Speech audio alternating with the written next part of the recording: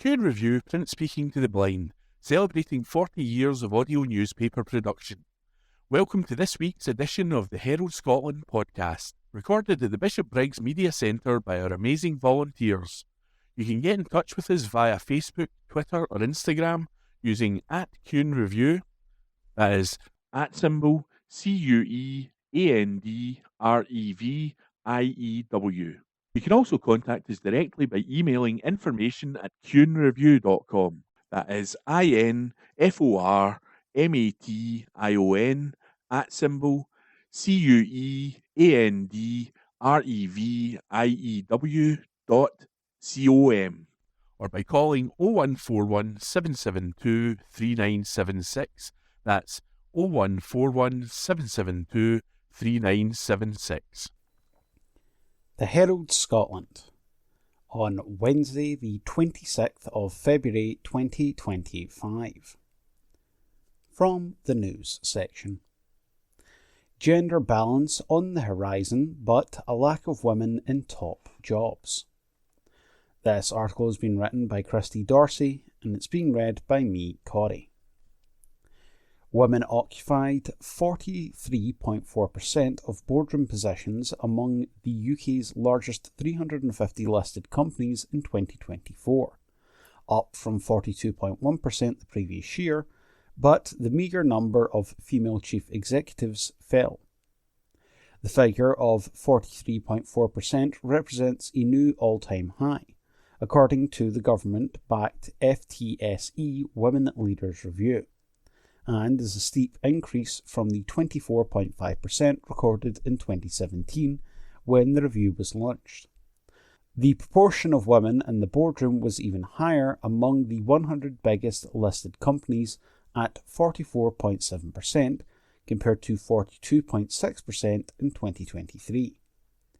But when it came to those in decision-making leadership positions, as opposed to non-executive directors, the proportion of women fell to 35.3%, though this too improved from the previous year when 34.5% of CEOs, chief financial officers, and those directly reporting to the leaders were women.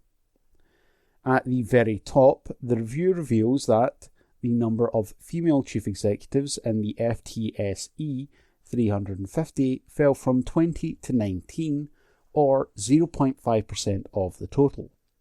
There were 9 female chief executives among the FTSE 100, along with 28 financial directors and 16 chairs. Overall progress has been achieved despite more firms looking to weed out costly or ineffective diversity goals, according to the chief executive of the FTSE Women Leaders Review. In the US, a number of large organisations such as Google, Meta, Amazon and McDonald's have scaled back diversity programs amid political pressure following Donald Trump's presidential election victory. You can't ignore the fact that there's a lot of questioning going on, particularly from across the ocean in relation to DEI, diversity, equality and inclusion. Vivian Arts told the PA News Agency. But she added that the Women Leaders Review was really pleased and impressed with the willingness of companies to share their data. So we haven't encountered any resistance in the UK. The government said overall progress was positive given the UK's voluntary approach to diversity. This is in contrast to countries such as France and Belgium, which have mandatory quota systems for women on boards at publicly listed companies. About 100 of the top 350 listed companies still had fewer than a third of their leadership positions occupied by women, but almost 3/4 were meeting or exceeding the UK's 40% target. Among the UK's largest private companies, the proportion of women on the boards of directors stood at 31%. The listed firms with the highest proportion of female leaders include retailers Marks & Spencer's, Next and Burberry, and publishing giants Pearson and Bloomsbury, all of which have more than 50% female representation.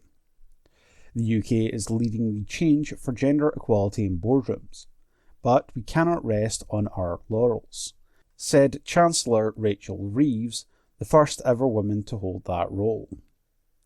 We must break down the barriers that stop many women being represented in decision-making roles, so that top talent reaches the highest levels of leadership in business, driving economic growth across Britain. That article was from the Herald Scotland. It was from the news section. It was written by Christy Dorsey, and it was read by me, Corey. The Herald Scotland, on Wednesday the 26th of February 2025. From the news section. Police urged to rethink procedures after concerns about ethnicity data. This article has been written by Lucy Mallock, and it's being read by me, Corey. Police Scotland and the Scottish Police Authority have been urged to review procedures and record the ethnicity of citizens when collecting DNA or other biometric data following arrest. A report by the Scottish Biometrics Commissioner, Dr. Brian Plastow, raises concerns over the fact that no details about a person's ethnicity are currently recorded on the Scottish DNA database, the SDNAD. The report by the Commissioner, who supports and promotes the adoption of lawful, effective and ethical practices in relation to the acquisition, retention, use and destruction of biometric data for criminal justice and police purposes, states that properly recording biometric information would support Police Scotland's equality duties and help maintain public confidence. A change in procedures would also bring Scotland into line with the UK's National DNA Database, NDNAD, which shows if any ethnic group is overrepresented when it comes to their DNA being taken and stored to help solve serious crimes. Black citizens account for 7.5% of the DNA data stored on the UK database, while the 2021-2022 census shows that they account for just 4% of the UK population. Biometric data can include DNA, fingerprints, photographs, video and voice recordings. Dr. Plastow stated, "We have carried out a detailed review into the use and retention of DNA for criminal justice and police purposes in Scotland, and during our fieldwork, the Scottish Police Authority, Forensic Services and Police Scotland were unable to provide us with any reliable management information on the ethnicity of anyone held within the Scottish DNA database, as the database is nearly 30 years old and was not designed to record this information. The fact the SPA, Forensic Services and Police Scotland are failing to properly record and publish data on the ethnicity of arrested people whose biometric data is then held concerning against the context of the former and current Chief Constables having stated publicly that issues of institutional racism persist within Police Scotland.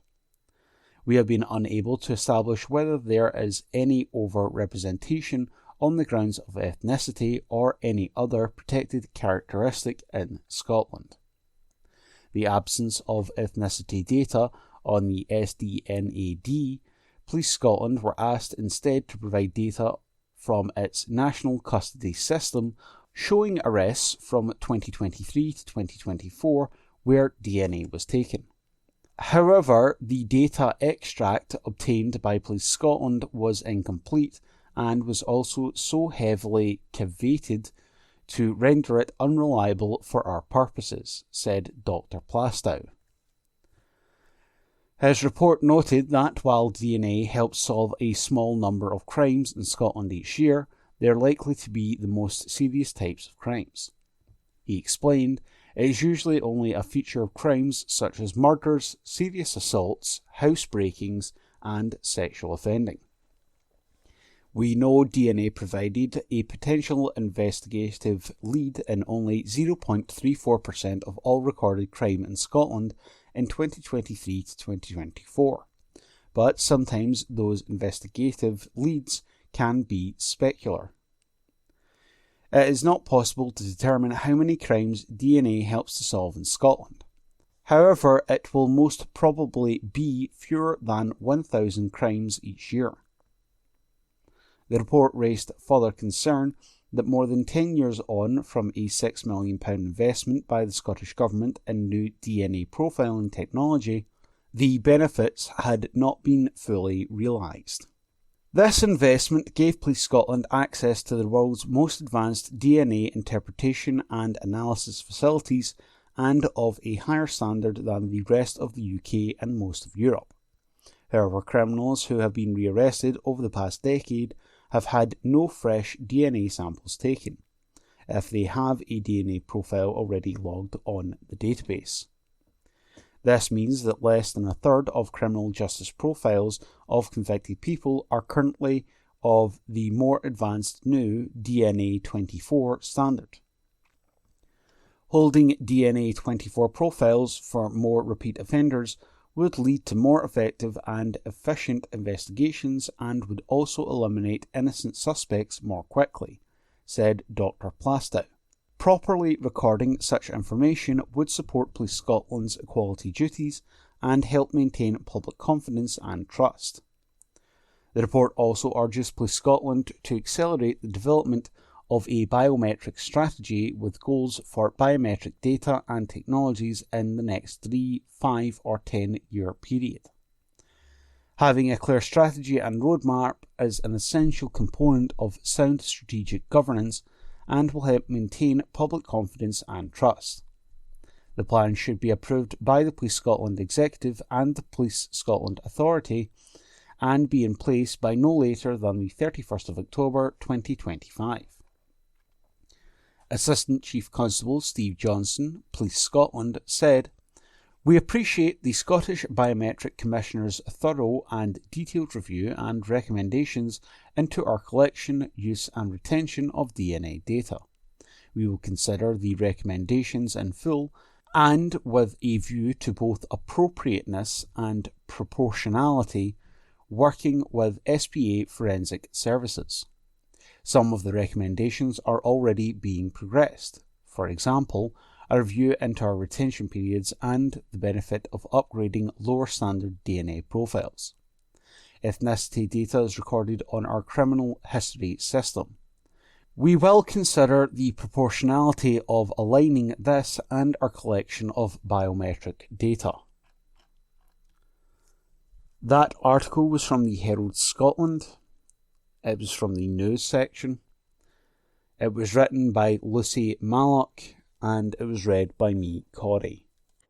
From the Herald Scotland of Wednesday the 26th of February 2025 from the Voices section. Don't sign the death warrant for the south of Mull. This article is by Garrett Stell. When I was 11, I was a happy child. I had friends, I had a happy home, and I never found school a struggle. Shortly after my 12th birthday, I was sent to board away from home. People assume that either my family is wealthy, and it was a private school, or that I had misbehaved and been sent away. This wasn't the case. It was a council-run hostel. My catchment high school was so far away I couldn't travel every day. I live on the island of Mull, which has its own high school, but unfortunately for me, in the 1970s, the decision was made to build it in the north of the island, which excluded the southern children from attending. I went from a happy child who was doing well in education to a depressed, underweight, unwell child who struggled to attend school at all in the first 2 years. I was genuinely so mentally and physically unwell, it was impossible for me to attend. When I did go, all I did was cry, and the teachers would send me out of class. I couldn't eat, I couldn't sleep, and I couldn't stop crying. After the sadness came the anger and resentment. I felt my family had rejected me. I rebelled, as can be seen as the norm for teenagers, But in fact, my rebelling wasn't just drinking and not going to school. It was also self-harming, a secret I have kept until writing this letter. This wasn't just temporary. This continued into my 20s until I reached out for help. Suicidal ideations were not uncommon for me. I felt so angry and I hated myself. I felt I had no home, and the home I did have, I wasn't allowed to live there. Even if I was allowed, I felt so rejected, I didn't want to be there anyway. I continued in high school until the 6th year. By this point, I rarely went home at the weekends. I rejected Mull as my home, as I felt it had rejected me. I then left for college and stayed away. I struggled to even return for visits or special occasions. It triggered something in my head that I just didn't want to feel. I dropped out of higher education. My head was a mess. I resented education and what it meant to me. I spent my 20s searching for something but never knowing what it was. I was just searching desperately for love and that feeling of having a home. Now, as a mum myself, I have returned. I faced my fears, and after searching for many, many years for my home, I realized it was on Mull all along. I am happy to be home at long last. It's been a long time since I was 11 and happy, and I moved back knowing it wouldn't be forever, as I wouldn't send my children away to face what I did. But the possibility of the new high school being built centrally brought some hope that maybe, just maybe, I wouldn't have to leave home again and my children could stay here too. However, the council has yet again decided to forget about us and disregard our children's future. I don't get a rerun. I will never know how my life would have turned out if I had the chance of a normal education and home life. Maybe I would have got my degree, reached my full potential, been able to form healthy relationships, and maybe I wouldn't still be dealing with poor mental health. What I do know is that my children will never experience that. Not because the council have learned from their mistakes, not because all the talk of mental health in recent years has been listened to. No, it's because I would rather uproot our happy, stable lives to save my children from the trauma the council inflicted upon me. My parents are amazing parents. They did what they could to support me. This isn't an attack on them. It isn't an attack on other parents who make that difficult decision to send their kids to the hostel. Everyone has their own reasons, and it doesn't always turn out the way it did for me. Sometimes it's impossible to move away. Sometimes they think it's what's best, and that's okay. This isn't an attack on the amazing workers in the hostel who became a surrogate parent to me. Their job isn't easy, and I always remember them fondly. What's not acceptable in 2025 is not having the option to send our children to secondary education and have a home life. The council knows better and so should do better by our children. The reason they are refusing to help is because a split-site campus where Tobermory keeps their primary and ELC, as they should, and we have a central secondary site, will cost an extra £12 million. We have yet to see the calculations to back this figure up. It begs the question, does the council want the south end of Mull to become only for tourists and the retired community? Are they driving us out on purpose, or do they just not care about us at all? I don't know which is worse. This isn't just about a new school, it's about a community who have had generations of hurt. The population is in decline. Soon there will be no one left to work in the shop, to run and use local businesses and to look after the elderly. Councillors, please don't sign the death warrant for the south of Mull, which having the Mull campus in Tobermory is effectively doing. I don't want to be forced to leave home again. The clock is ticking for these children and their future. The clock is ticking for our community. That article was by Garrett Stell. From the Herald Scotland, Thursday the 27th of February, from the news section. View Mary King's Close under Edinburgh unlocked for one night. Article by Jodie Harrison. Hidden streets beneath Scotland's capital city are to be fully opened to the public for one night to let them explore the forgotten byways of the past. The one-of-a-lifetime event will see the streets beneath Edinburgh's Royal Mile return to life as guests stroll through preserved homes and businesses, stepping into the world of those who once lived, worked and died here. More than 200 years ago, streets and closes in the city were sealed away beneath the new Royal Exchange, preserved in time until they were opened in the 19th century. For one evening, only on Thursday the 13th of March, the View Mary King's Close will be replaced its usual guided tour with a chance for visitors to wander the streets at their own pace, uncover hidden tales and interact with the past in an environment brimming with atmosphere and characters. Recently crowned the UK's best tourist attraction and ranked 11th best visitor attraction in Europe in the 2024 TripAdvisor Traveller's Choice Awards Best of the Best, the View Mary King's Close blends history with storytelling and immersive experiences by using actors to interact with the guests as they explore through the gloomy depths of old Edinburgh. Guests at the Underground Unlocked will come face to face with people who once called the Close home, including the Plague Doctor, John Politius, Mary Stuart, Mary Queen of Scots, who spent her last night in Edinburgh in Pearson's Cross, renowned poet Robert Ferguson, and Jeanette Chesney, the mother of the Close's final resident. Paul Nixon, the general manager at the View Mary King's Close, said, "Our new Underground Unlocked event gives a rare chance to explore the View Mary King's Close at your own pace for up to 2 hours. During the one-off experience, guests will meet and interact with up to 13 historical residents and step inside preserved homes and businesses exactly as they stood centuries ago. We wanted to give an idea of what the streets would have been like back in the 17th century, when the Close would have been bustling with life." He added, "We can't wait to welcome them to the Underground Unlocked and give them our most immersive experience yet." The special Underground Unlocked experience will be running on Thursday the 13th of March from 6 p.m. till 9 p.m.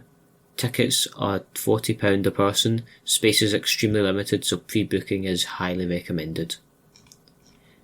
And that article was written by Jodie Harrison and read by me, Aaron. From the Herald Scotland, Thursday the 27th of February, from the news section. Greyhound racing ban will be fully considered by Scottish Government. Article by Mark McDougall. John Swinney says he will give a full and careful consideration to calls for greyhound racing to be banned.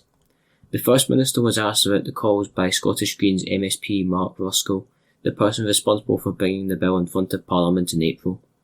Mr Ruskell has been a long-term campaigner for the ban and has stepped it up following the Welsh Government's announcement that they would ban the sport as soon as practically possible. New Zealand are also bringing in a ban, but there's only one racing track left in Scotland.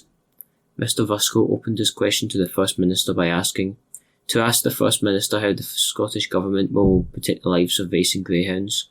In his response, the First Minister promised to give a full and careful consideration to Mr Ruskell's proposals. In his second question, Mr Ruskell said, "I thank the First Minister for his response and for the summary of existing legislation, but I would ask him to reflect personally on the fact that hundreds of greyhounds are killed across the UK every year and thousands are injured. These deaths and injuries are happening at licensed tracks, so it's clear that the licensing won't protect the dogs and that we shouldn't be licensing animal cruelty as a nation. So will the First Minister work closer with me and the Welsh Government in rejecting the licensing of greyhound racing and phasing out racing to protect the dogs?" The First Minister said he and other government officials would engage with Mr Ruskell and the Welsh Government. According to the RSPCA, there is only 9 countries in the world that still allow commercial greyhound racing, including all 4 UK nations. Data from 2023 showed that 109 greyhounds died trackside in the UK, an increase in the number for 2022. A further 4,230 greyhounds were injured during the racing in 2023. And that article was written by Mark McDougall and read by me, Aaron. From Herald Scotland, 27th of February 2025. From the STEM section of the business section. AI can use eye scans to predict kidney risk. Study. Article by Ella Pickover. Artificial intelligence, AI, can predict whether someone with type 2 diabetes will soon develop kidney disease based on changes in their eye scans, according to a study. People with diabetes should be offered eye checks every 1 or 2 years, where images are taken of the eye to check for any damage to blood vessels or a condition called diabetic retinopathy. Researchers have now found that these images can potentially be used to also identify kidney disease among type 2 diabetes patients. The move could mean that many patients who go on to develop kidney disease could have their condition found sooner, as many early-stage cases have no symptoms. The study, presented to Diabetes UK's Professional Conference 2025, found AI can use the scans to predict which patients will go on to develop kidney disease years before they are diagnosed by traditional methods. Kidney disease is a serious complication linked to type 2 diabetes and can silently develop over a number of years. 1 in 5 people with type 2 will need treatment for kidney disease. Researchers at the Universities of Dundee and Glasgow developed an AI tool using nearly 1 million eye screening photographs from almost 100,000 people with type 2 diabetes in Scotland. The AI tool was trained to be able to distinguish between images from people with or without kidney disease. It was then validated using data from 30,000 patients. Diabetes UK said that the tool detected existing kidney disease with 86% accuracy. The tool was also able to predict who would go on to develop it in the next 5 years with 78% accuracy. The charity said the tool outperformed usual tests by detecting future kidney disease risk when standard testing provided no warning. Study leader Dr. Alec Doney said, "The retina at the back of the eye is the only place where the fragile network of blood vessels, critical to the health of all organs throughout the body, can be conveniently visualized and photographed. AIs can be trained to see very early features and patterns within these photographs that humans are unable to. These can indicate declining health in other organs, such as the kidney in this case, before conventional clinical tests are informative. This provides doctors with an additional earlier opportunity to act on this information before permanent kidney damage has occurred." Dr. Elizabeth Robertson, Director of Research at Diabetes UK, said, "Kidney damage often progresses silently until it becomes severe, and early detection is critical. This fascinating research has offered a new window into kidney health through the eyes. By revealing intricate patterns in images taken during eye screenings, this AI tool could in future alert healthcare professionals to early signs of kidney damage. This would offer a vital opportunity to provide tailored support to slow or halt the progression of kidney disease that could ultimately save lives. Through harnessing the power of AI, this approach could transform routine diabetic eye screening into a versatile tool for predicting and preventing other diabetes-related complications. and that article was written by Ella Pickover. From Herald Scotland, 26th of February 2025. From the STEM section of the business section. Facial reconstruction carried out on skull found in North Sea. Article by Craig Williams. Detectives have issued a new facial reconstruction of human remains found off the coast of Peterhead. Around 1:40 p.m. on Wednesday, May the 5th, 2024, police were called to a report of a human skull having been found by a fishing boat in the North Sea, approximately 150 miles from the coast of Peterhead. Forensic work has confirmed the skull belongs to a woman who was under 50 years old. Her death is being treated as unexplained, and extensive inquiries are ongoing. In collaboration with the University of Dundee, officers sought specialist assistance for a facial reconstruction to be carried out, and they now hope someone may recognise the woman. Detective Sergeant Emma Wright said, "Inquiries continue to identify this woman and establish what happened to her. We hope sharing this facial reconstruction will assist with our investigation and help reunite her with her family. If you recognise the woman's face or any of the other details mentioned, please get in touch with officers by calling 101 and quoting incident number 1830 of Wednesday, 15th of May 2024. And that article was written by Craig Williams. From Herald Scotland, 26th of February 2025. From the STEM section of the business section. Scotland to play key role in a new flagship space mission. Article by Brian Donnelly. A new Scottish laboratory is to play a crucial role in a flagship space agency mission that will provide insights on the formation of the early universe.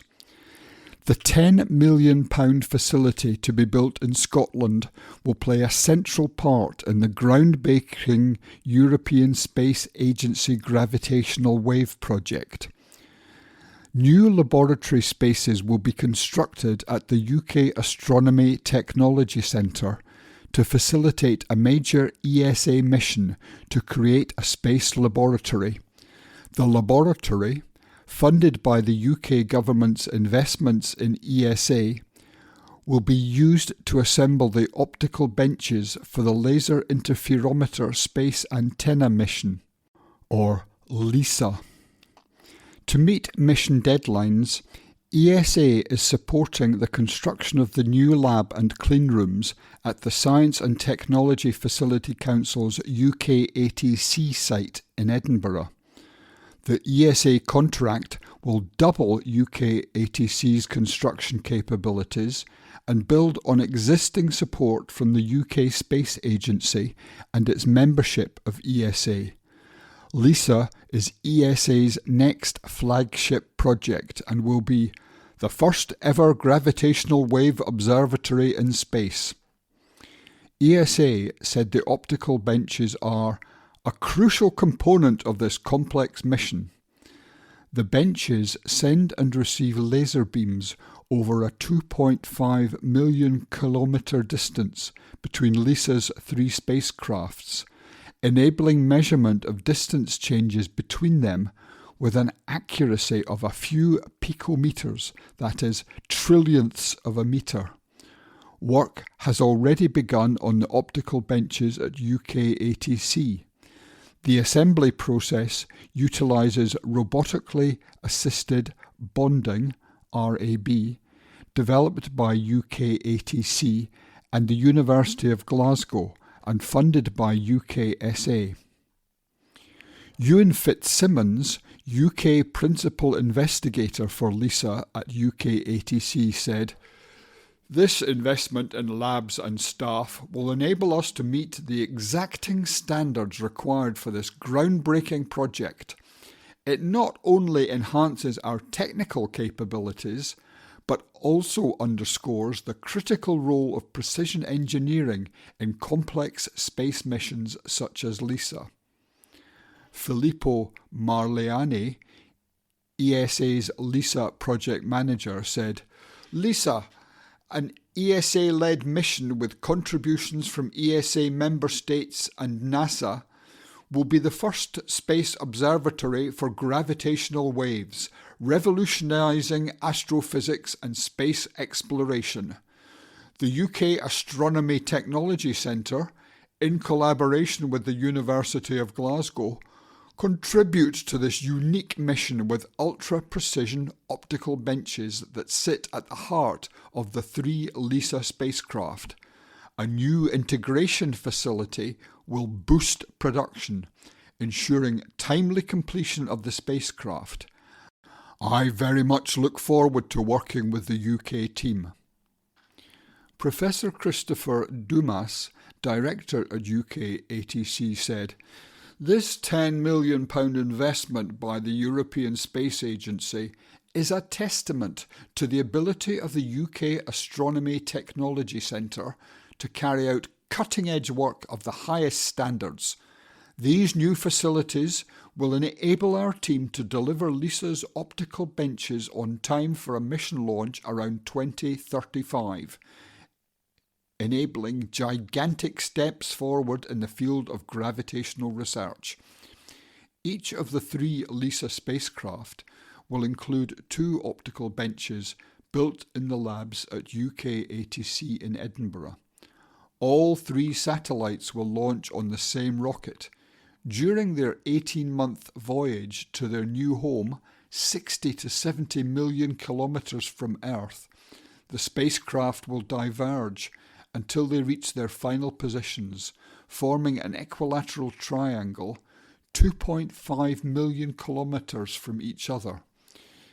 Using these Scottish-built optical benches, the 3 LISA spacecraft will relay laser beams back and forth between each other to detect the distortions of space-time created by gravitational wave sources such as merging black holes or supernovae, providing insights on the formation of the early universe shortly after the Big Bang. Paul Bate, Chief Executive of UKSA, said, "With major contributions to the James Webb Space Telescope and this new investment in LISA, Scotland is at the heart of 2 of humanity's most important and innovative space science missions. The scale of the engineering challenge associated with LISA is staggering. It is a flagship mission for Europe, and it will be made possible by expertise in Edinburgh and Glasgow. This is a great example of how our leading role in ESA is delivering jobs and discovery for UK science." And that article was written by Brian Donnelly. From Herald Scotland, 27th of February 2025. From the STEM section of the business section. So what do we do when AI goes wrong? Article by Professor Desmond Hyam. In November 2023, the AI Safety Summit at Bletchley Park prioritised the safety and regulation of artificial intelligence. This month's AI Action Summit in Paris focused on using AI to improve our lives while also addressing the issues around sustainability and inclusivity. However, the safety issue has not gone away. We are living in a world where adding minimal graffiti to a road sign is enough to fool a driverless car system, where an appropriately coloured pair of spectacles can crack a facial recognition system, and where carefully tailored prompts can persuade chatbots to generate offensive or sensitive material. Rather than the dystopian vision of super-intelligent robots taking over the world, These threats concern the actions of bad actors, known in this context as adversaries, who wish to exploit the limitations of AI systems. For many years, AI researchers have been aware of these hazards and the difficulty of defending against them, even though the repercussions have not been widely publicised. Ahead of the AI Action Summit came January's International AI Safety Report from a committee chaired by Yoshua Bengio, one of the three widely acknowledged godfathers of AI. This report mentions the phrase adversarial or adversary 32 times and states that improved understanding of model internals has advanced both adversarial attacks and defences without a clear winner. Last year, computer scientist Nicholas Carlini of Google's DeepMind pointed out flaws in current defences and added that we are not going to be able to deploy machine learning models as widely as we'd like if it's trivial to make them do bad things.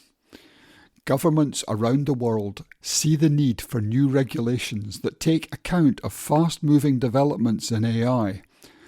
The European Union AI Act singles out AI systems that operate in high-risk environments, essentially any circumstance where decisions might substantially affect humans. The Act requires such systems to be resilient against adversarial attack. Taking the word resilient at face value, swathes of empirical evidence, backed up by some emerging mathematical theory, show that the Act has set an impossibly high bar. Initial research into adversarial attacks centred around clever changes to the input, such as imperceptibly altering a passport photo so that the AI system no longer recognises the image correctly. However, more recent work has shown that an AI system itself can be vulnerable to attack. Altering a handful out of the trillions of parameters in a large-scale AI program can cause highly targeted and essentially undetectable trickery. More generally, because state-of-the-art datasets and computing power is available only to a select group of well-resourced players, it is now common for AI developers to add their own tweaks to a hand-me-down third-party system. The resulting model will inherit any surprises that were deliberately or inadvertently introduced further up the computational pipeline. Regulation, along with codes of conduct, is clearly important for tackling adversarial exploitation of AI, but to get it right, we need a deep understanding of the inherent vulnerabilities in this occasionally fragile technology.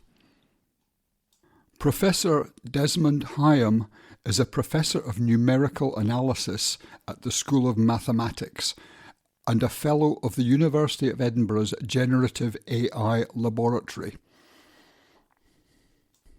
From Herald Scotland, 27th of February 2025, from the STEM section of the business section. Swinney warns of sextortion evil after 8-year-old targeted. Article by Lucy Malach. Sextortion is an evil in our society, John Swinney has said, after an Edinburgh school warned of a predator targeting an 8-year-old girl. Parents were told someone impersonating a pupil on social media platform Snapchat had attempted to blackmail the child. Speaking to journalists in Holyrood on Thursday, Mr. Swinney said, "This is an evil in our society that can have terrible consequences." He added, "These are issues that fundamentally will require regulation at United Kingdom government level. I'm confident the UK government is engaging constructively with us on addressing this issue, as it can have quite terrible consequences for children and young people." Mr. Swinney said he had previously spoken to UK ministers about a similar case involving Murray Dowie, a 16-year-old from Dunblane, who took his own life after becoming a victim of sextortion. In their letter to parents, the head teacher of Gilmerton Primary urged them to be extra cautious of their children's online activities, specifically Snapchat. The free social media app allows users to send images, videos and messages that disappear after being viewed. They advised parents to check all your children's social media accounts, screenshot, block and report any suspicious accounts and report this to Police Scotland. The letter came after the parent of a pupil at the school said someone had been making fake accounts of her 8-year-old daughter and others, demanding embarrassing videos and pictures, hacking their phones and posting everything online. When asked by journalists if he believed 8-year-olds should be on Snapchat, Mr. Swinney said, "No." The minimum age for Snapchat users is 13. The app's guidance states that if they become aware of an account belonging to a child under 13, the account will be terminated and data will be destroyed. A Police Scotsman spokesperson said, "An investigation is underway after we received several reports in February 2025 relating to indecent images being shared on an online platform in Edinburgh." A Snapchat spokesman told the BBC, "Any sexual exploitation of young people is horrific and illegal, and our hearts go out to the victims in this case.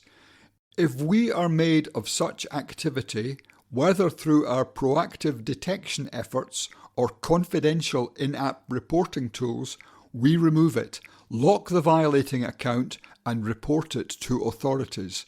Snapchat is for people aged 13 and over, and we have extra safeguards in place to prevent strangers from being able to easily find or search for teens. Our family centre also lets parents see who their teen is friends with and talking to on Snapchat." And that article was written by Lucy Malloch. From Herald Scotland, 1st of March 2025, from the STEM section of the business section. Technology. Charge ASAP, Flash Pro Ultra. Article by Sean Dimmock. What is it? A cutting-edge 275-watt power bank designed for modern gadgets. Good points. The Flash Pro Ultra has an impressive selection of charging ports.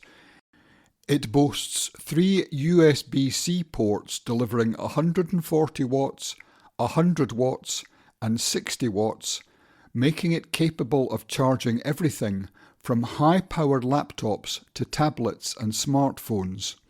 Additionally, a 60-watt USB-A port ensures compatibility with a wider range of devices, accommodating legacy charging needs.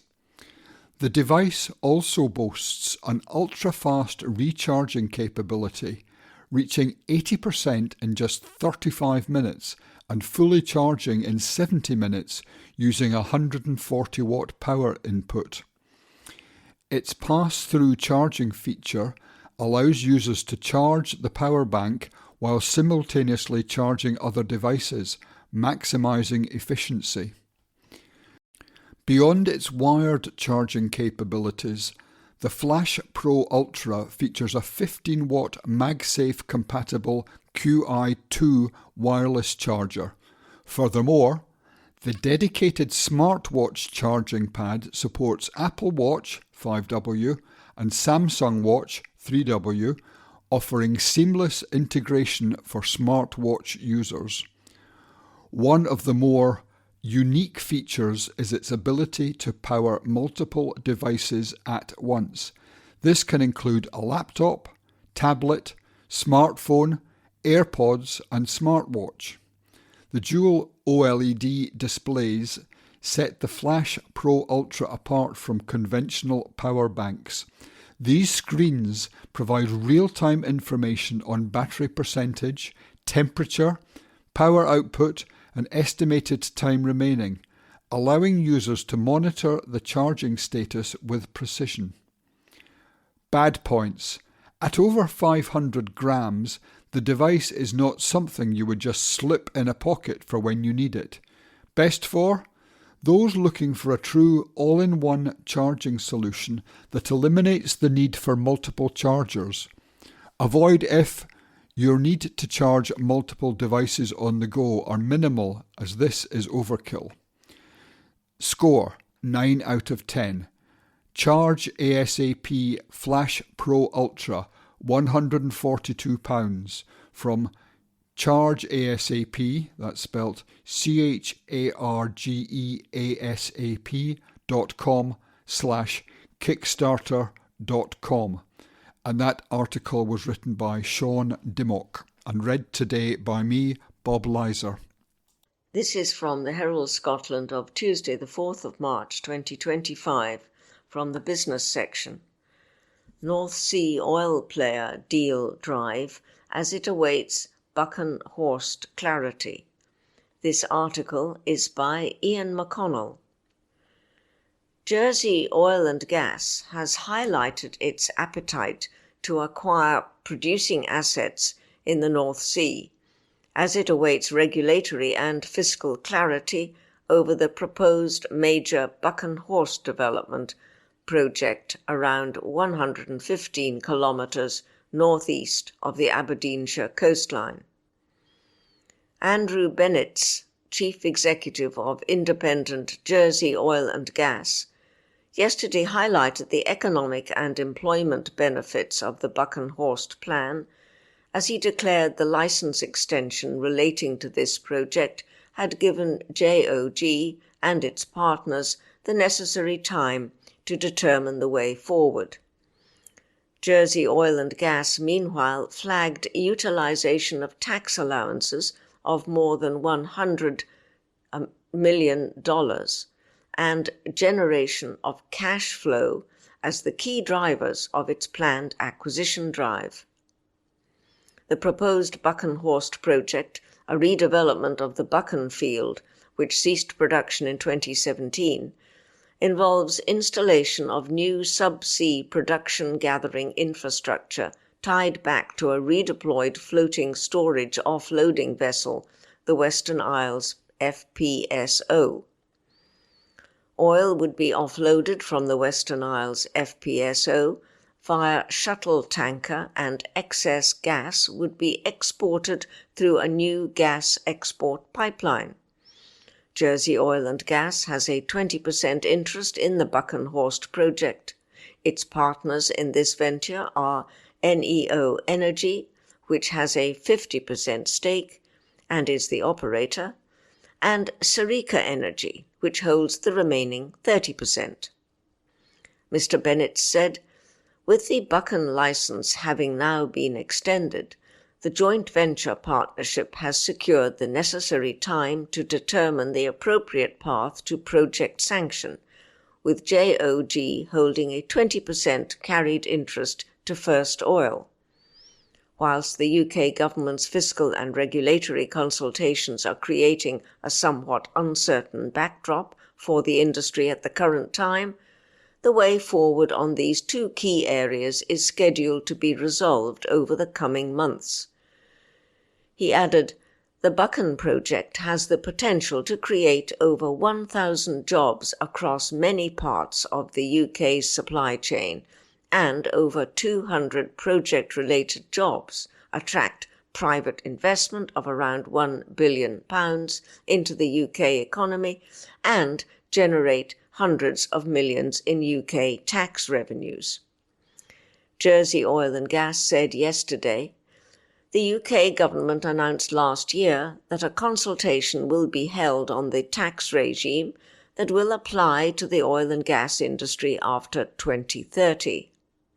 Satisfactory clarity on the results of this consultation is required to facilitate sanctioning of the Buchan project, It is anticipated that the fiscal consultation will be launched shortly.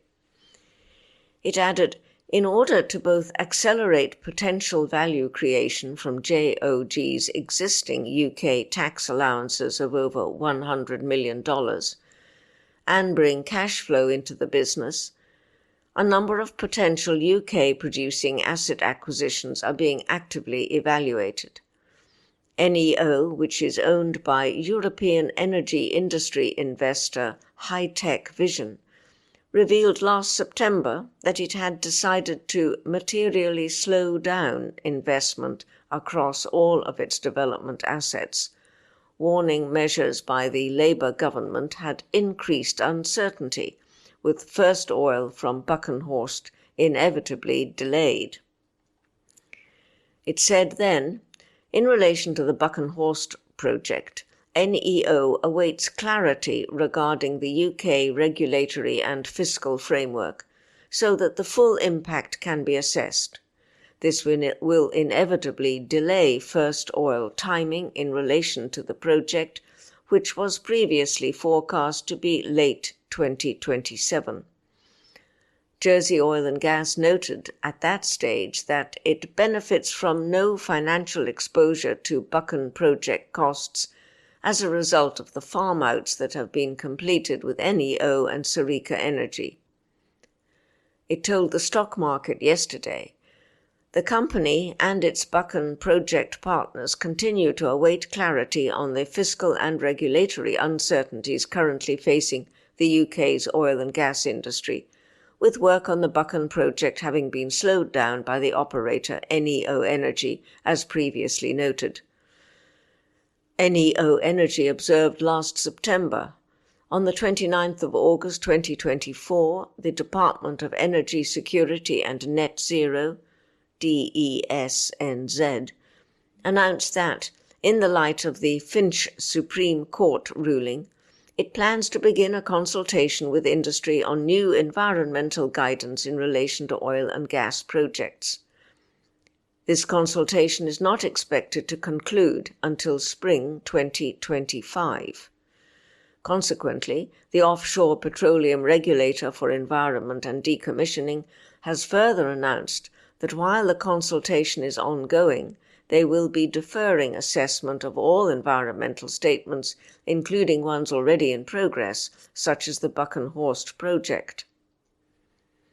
NEO Energy also last September flagged the UK government's announcement on July 29 last year that it intended to increase the Energy Profits Levy, the EPL, to 38%, declaring this increased the marginal tax rate to 78%. This rise in the EPL, also known as the windfall tax, was confirmed in Chancellor Rachel Reeves' October 30th budget. Jersey Oil and Gas told the stock market yesterday that it had commenced the year with a focus on two key activities: advancing the Buckenhorst development project to sanction and field development plan (FDP) approval, and the pursuit of UK producing asset acquisitions that accelerate monetisation of the company's sizable existing tax allowances.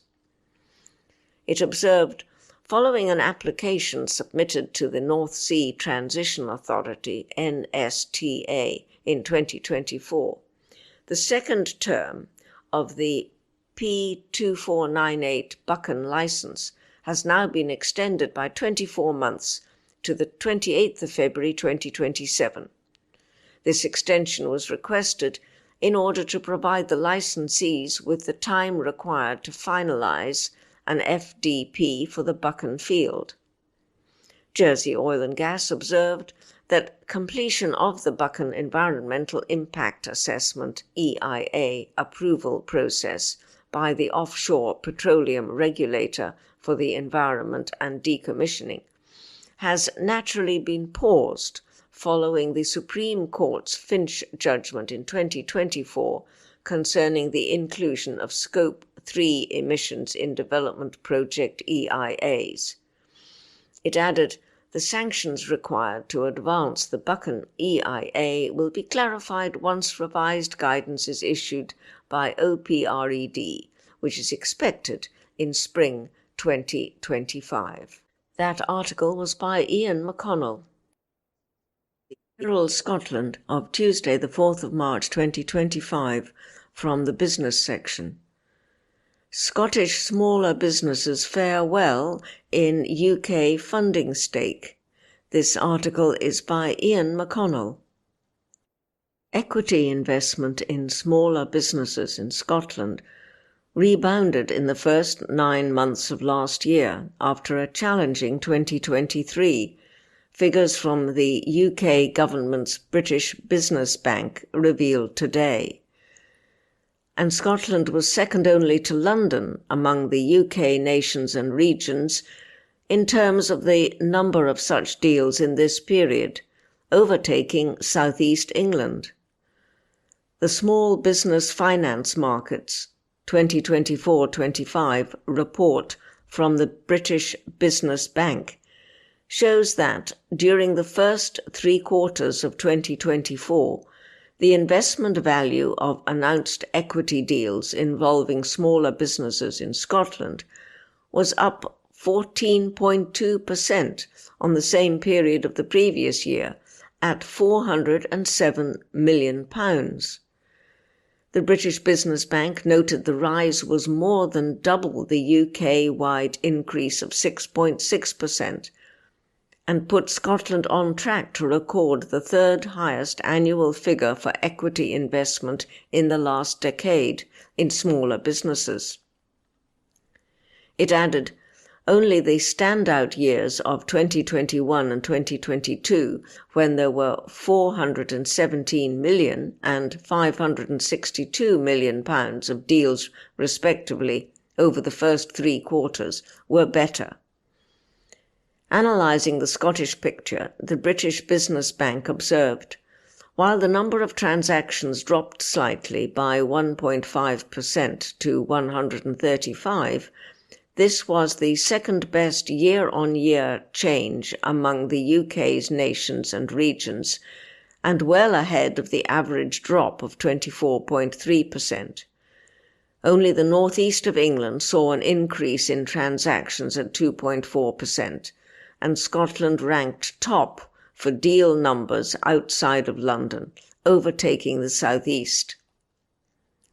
It noted that smaller businesses' use of external finance, comparing the first half of last year with the opening 6 months of 2023, dropped by 18 percentage points in Scotland from 59% to 41%, amid a challenging economic environment throughout the UK. However, the British Business Bank added that it was still the second highest rate for H1 in recent years, indicating a return to more normalised levels. Susan Nightingale, Director for Devolved Nations at the British Business Bank, said, "Our report's findings underline the strength and resilience of Scotland's smaller business community and the financial ecosystem that supports it. With interest rates on a downward trajectory, financing conditions are improving, and that should create a more supportive environment for finance into 2025. The British Business Bank noted it had, in late 2023, launched its £150 million investment fund for Scotland to increase the availability and supply of finance to all parts of the country.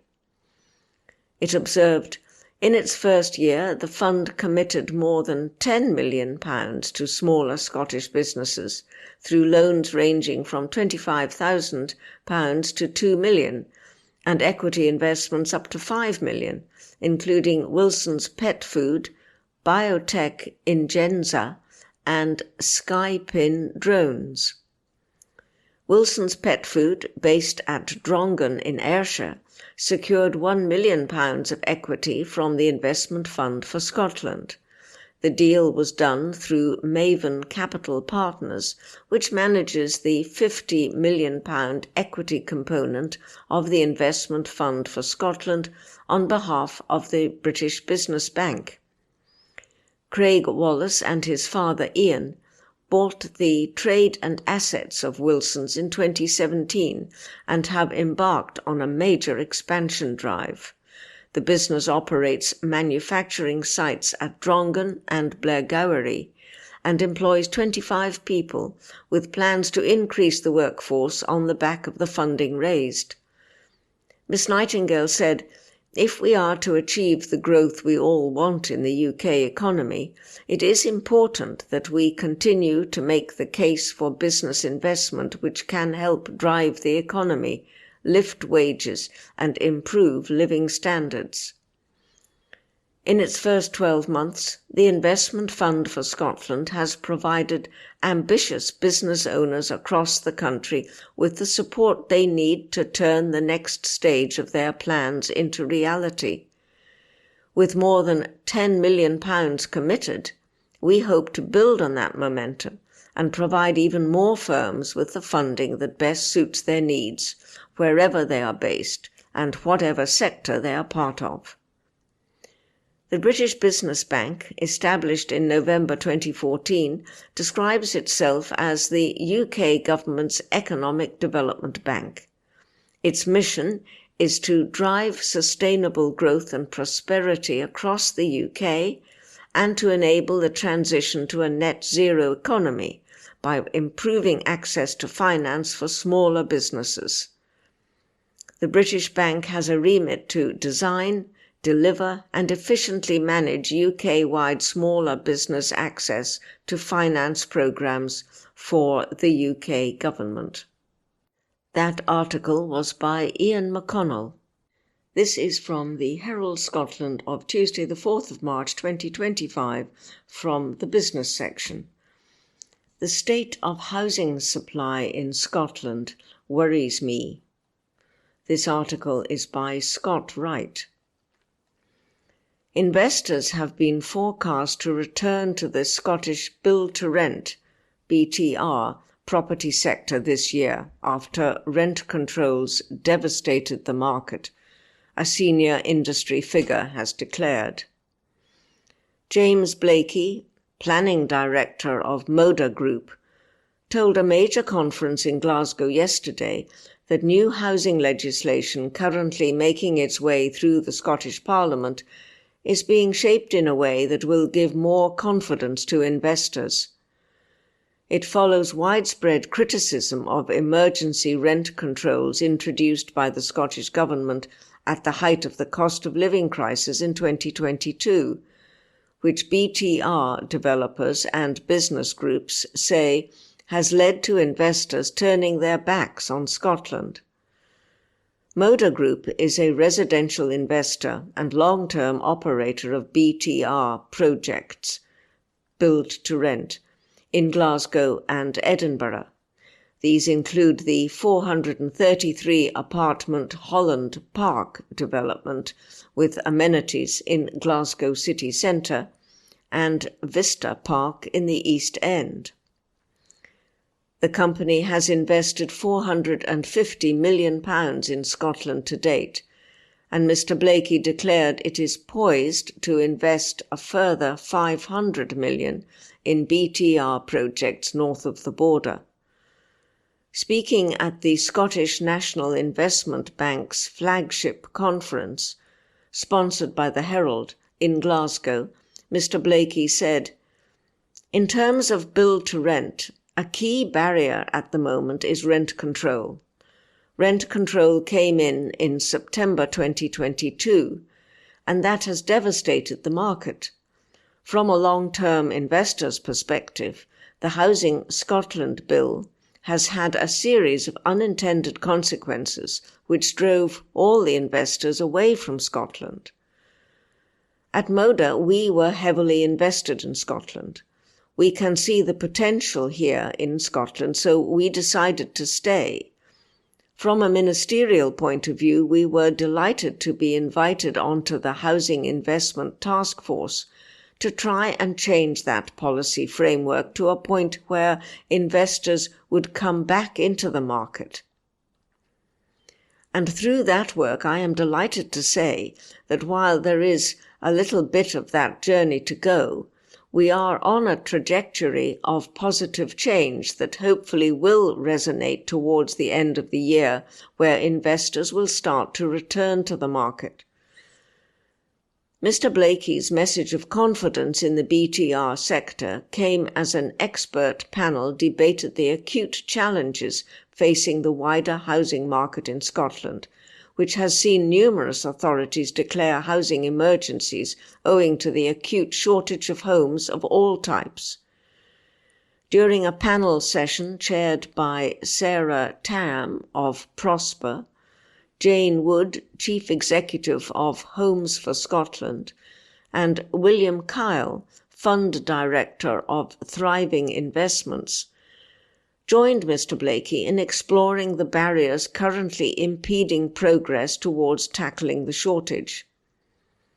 The issues raised included planning delays, insufficient resources at local authority level, construction costs, and the difficulties faced by small and medium-sized builders in accessing finance. Concern was expressed over the falling rates of house building across Scotland and the regulatory burden which adds heavy costs to the construction process. Mr. Kyle, whose firm invests in mid-market homes for rent within commuting distance of Glasgow and Edinburgh, said the introduction of rent controls diminished the construction sector in Scotland quite severely. He said, "We have seen people pulling out of developing in Scotland. We have seen a number of major contractors who can tender for a job fall away. That just takes the competitiveness out of the market. It just means it is a real struggle, and it is equally difficult for the people that are left to make things work." Ms. Wood said there is a list of 50 barriers to house building sitting with the Scottish Government, which her organisation is addressing with officials. Top of the list, she declared, is planning reform. However, Ms. Wood said efforts are not being helped by events south of the border, where public limited companies are telling Homes for Scotland that it is now easier to do business. Ms. Wood said, "That worries me about getting that investment in. Access to finance is a big problem, and we have to be very careful that we are protecting the SME level of our sector." Just to give you a very scary statistic, in 2017, 40% of houses being built were built by SMEs. It has gone down to 20%, and that is really concerning. The key element to that is access to finance. Ms. Wood added, "The state of the whole housing supply in Scotland worries me. Ultimately, housing completions and starts are falling year on year. They are down 17% and 12% respectively this year, and they are not going back up. We have got this horrible badge in Scotland that we have a housing emergency. That is not good for the country or investors. We have got 28% of households in Scotland living in some sort of housing need, and that is before we start on homelessness. So the overall picture is really a challenging one." Mr. Kyle declared that the planning system has not really been functioning as it should post-COVID. He said, "We need to get that planning system working such that viable sites and sites that are broadly acceptable in terms of residential development are fast-tracked through that system." That article was by Scott Wright. This is from the Herald Scotland of Tuesday the 4th of March 2025 from the Voices section. UK companies the next in line in the war against diversity. This article is by Christy Dorsey. The crusade in the US against diversity, equality and inclusion, known as DEI in corporate circles, has been gathering pace since a Supreme Court ruling in 2023 found it unconstitutional to consider race in university admissions. This backlash is now ramping up under the second presidency of Donald Trump. Following claims by the 78-year-old that DEI had a part to play in the mid-air collision in Washington, D.C. that killed 67 people in January, the U.S. president has pledged to eliminate DEI policies in federal government operations and has already curtailed such requirements in public sector hiring and contracts. He is encouraging the country's business leaders to follow suit, and more than a few are responding to the call.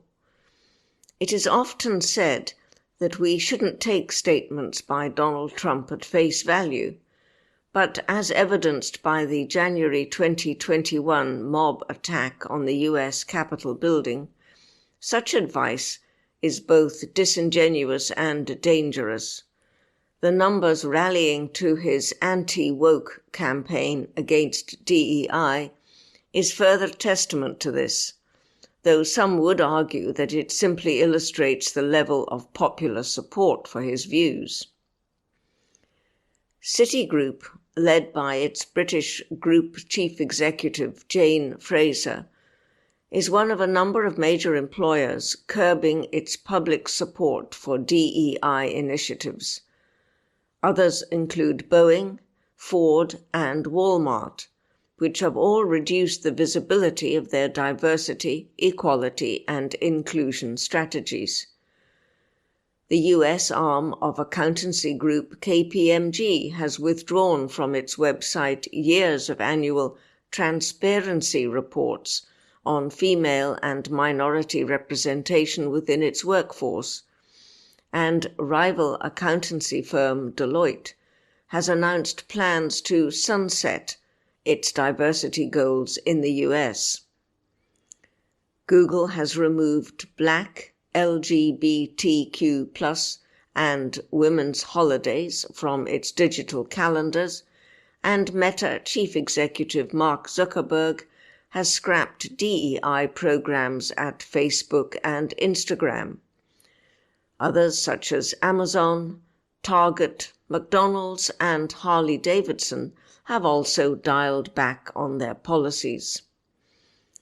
This is inevitably bleeding into the UK and Scotland, where large US multinationals are a significant component within the corporate fabric.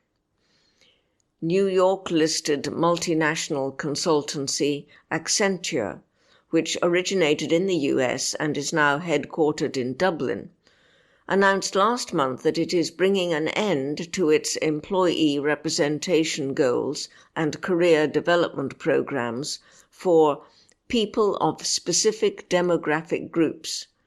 The company has about 11,000 workers in the UK and offices nationwide, including Glasgow and Edinburgh. BT is dropping diversity measures from its manager's bonus scheme, but says this is not a retreat from its EDI commitments.